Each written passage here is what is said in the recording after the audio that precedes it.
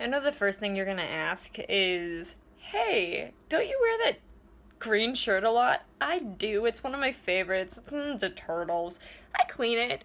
I do. It's also one of the few shirts that I've cut the sleeves off, and I don't have very many tank tops. I'm not a big fan of tank tops.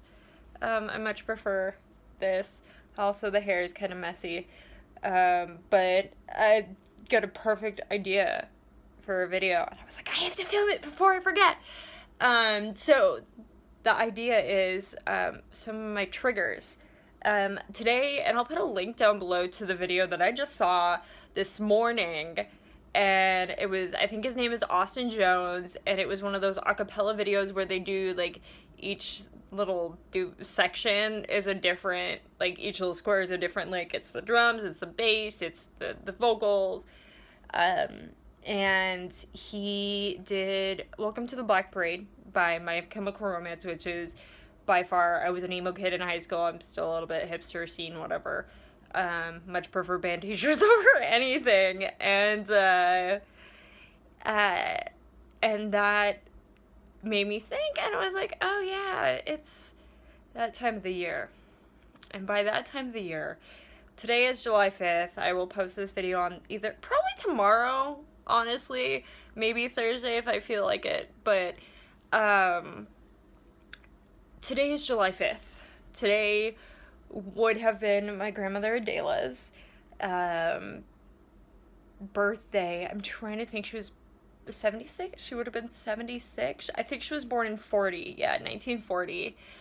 And she passed away around this time during the summer. I can't remember if it was before her birthday or after her birthday. I want to say it was a little bit after.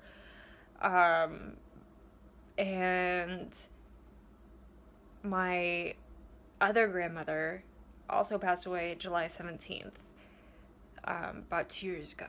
And then my grandfather passed away in September. The first time I ever heard Welcome to the Black Parade, I had gotten a phone call. My family personally had gotten a phone call in the middle of the night. I was kind of half awake. I thought I had dreamed it. It was my senior year in high school. It was like the first or second day of school. And my grandfather had been declining.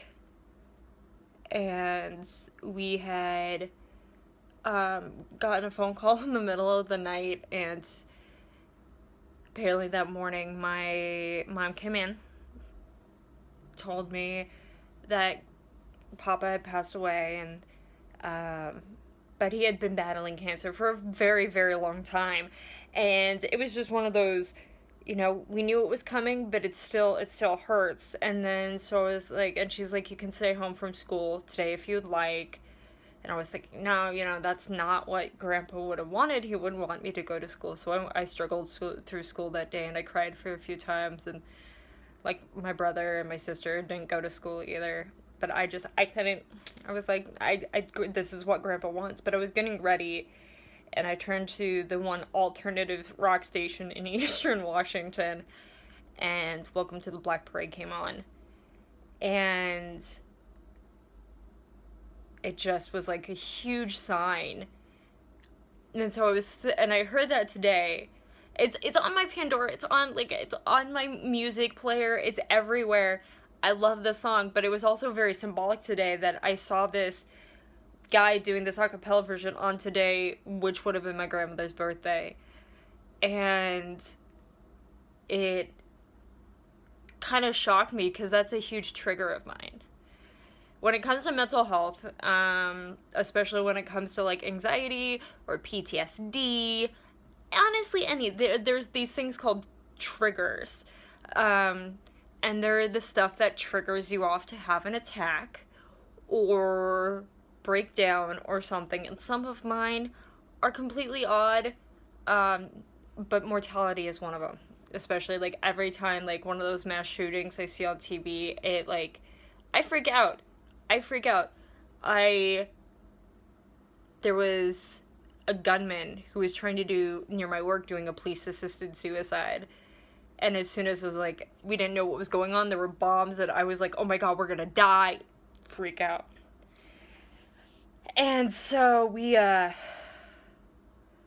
it's just rough. I hate mortality, and just really thinking about my grandmother today, and the fact that I lost both of my grandmothers during summer and my grandfather during September. It's like that time of year. It always bums me out, and I mean, mortality is a huge trigger for me. I'm really interested to know what other people's triggers are if you're willing to share. Um, so I'm not huge into crowds, controlled crowds. I like controlled crowds. But mortality is a big trigger for me. So I guess this whole thing was about, triggers and yeah, yeah. I mean, I've been trying to defeat this trigger, and there are some people who can work through their triggers and accept their triggers and kind of hurdle those humps, like agoraphobia, which we talked about a few days ago. Their trigger is going outside, and the therapists work with them throughout that process. And I've never been who is okay with death? Like, really, it's final. It's done. You're done. You don't get to see people again. I hate thinking about it. In fact, I'm starting to get a little anxious now, and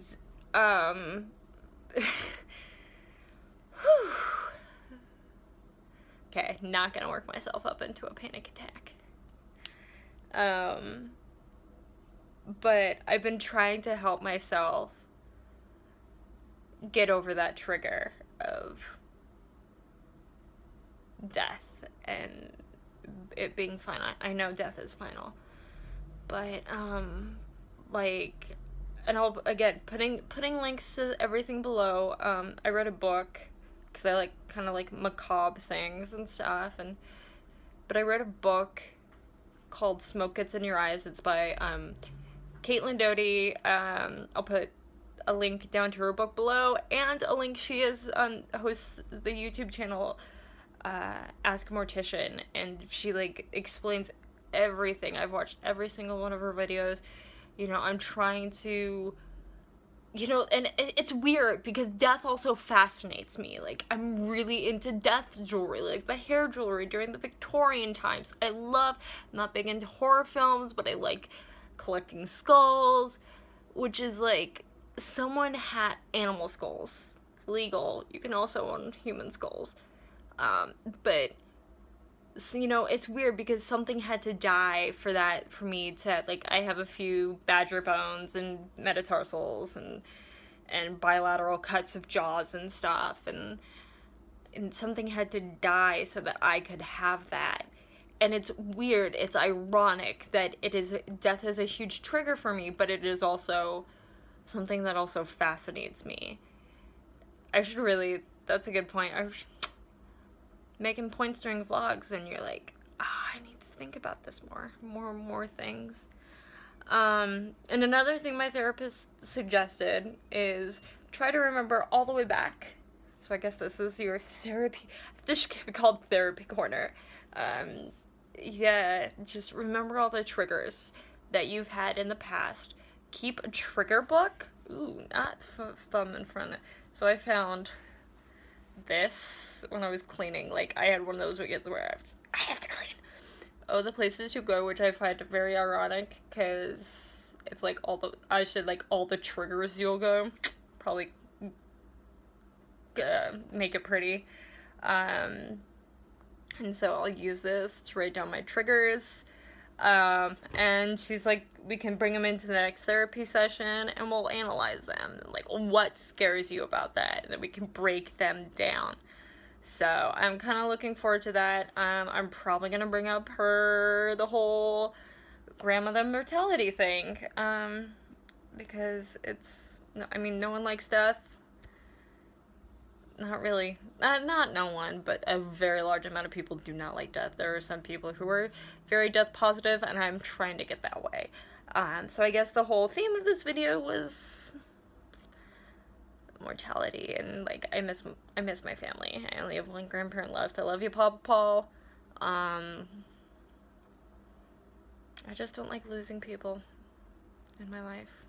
So, you know what the deal. You like this video, comment, subscribe. They're all down below. Or if you feel like you know someone with a mental health issue who would be inspired to possibly, you know, get help from these videos so that they know that they're not out there alone.